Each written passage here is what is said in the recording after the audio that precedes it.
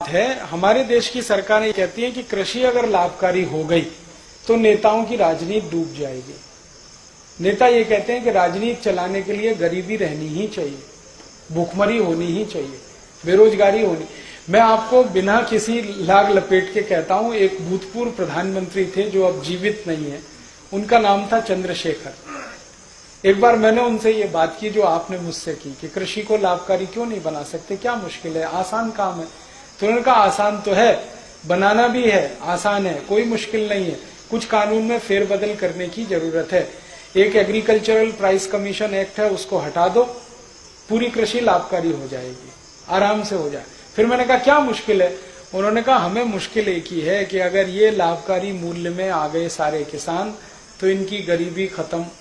ये गरीब नहीं रहेंगे तो हमको नहीं पूछेंगे, हमारी राजनीति नहीं चलेगी, हमको माला कौन डालेगा, हमारी जय जयकार कौन करेगा, हमारी जिंदाबाद कौन करेगा, ये तो नहीं करेंगे, क्योंकि ये तो हमारे जैसे हो जाएंगे। फिर इसलिए हम चाहते हैं कि ये गरीब के गरीब ही रहें, इसलिए हम नहीं चाहते कि इनको लाभकारी मूल्य मिले।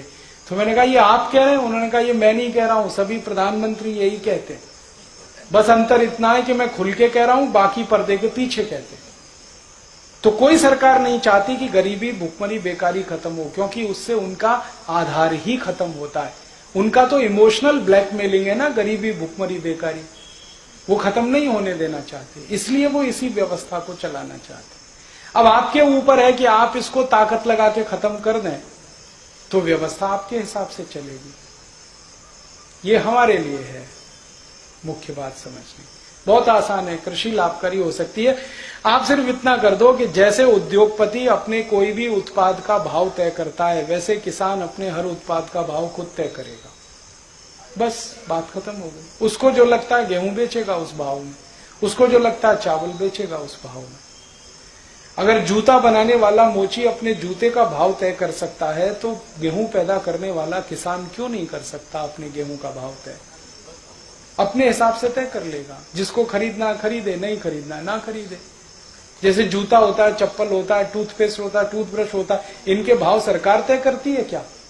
वो अपने भाव खुद तय करते हैं। किसान को भी छोड़ दो, अपने भाव तय कर लेगा, तो उसमें सब चीजें जोड़ेगा वो, है जी। हाँ, तो आप ये जो क्रेता का किस्सा है ये विक्रेता का कर दो।